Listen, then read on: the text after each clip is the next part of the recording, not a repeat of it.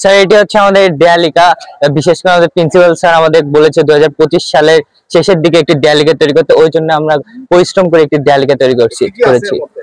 এখানে কবিতা রয়েছে, বিভিন্ন ধরনের আর্ট রয়েছে, গল্প রয়েছে ইত্যাদি। আমাদের দেয়ালিকার কি বৈশিষ্ট্য কি?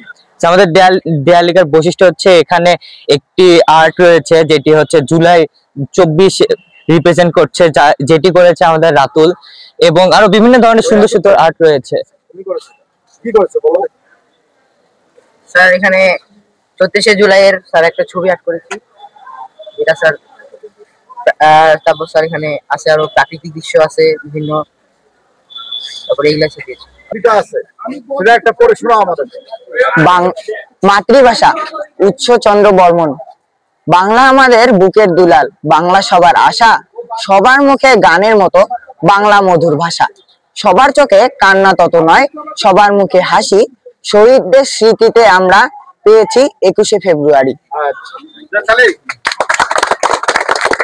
এটি স্যার এটি হচ্ছে একটি আর্ট যেটি রিপ্রেজেন্ট করছে আমাদের জুলাই 36, যেখানে এখানে লেখা আছে যে 52 দেখিনি, 71 দেখিনি, 24 দেখেছি।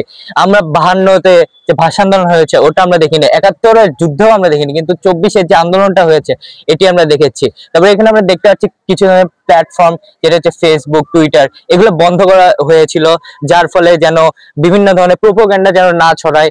এটি আমাদের আর্ট করেছে নোমান ক্লাস 8 এর।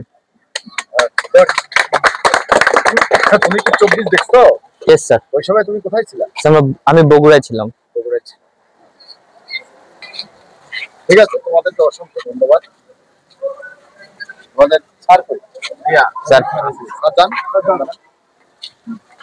স্যারকে দাও। এটা যে করলেন, এই যে তৈরি করলেন স্টুডেন্টদেরকে নিয়ে, আপনাদের অনুভূতি কি?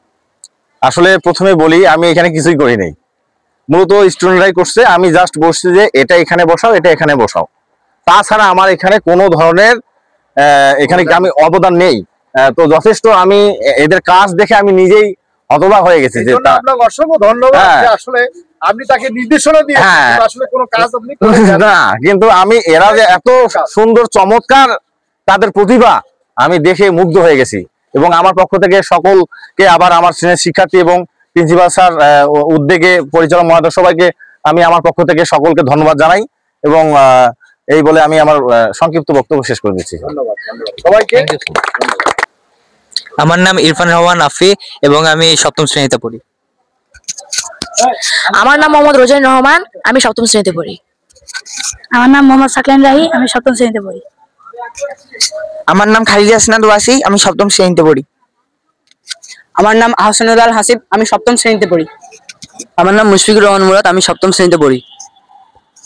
আমার নাম তাসনিমুল হাসান রাতুল, আমি 7ম শ্রেণীতে পড়ি।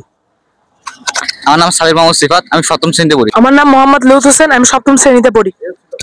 আমার নাম উচ্চচন্দ্র বর্মন, আমি 7ম শ্রেণীতে পড়ি।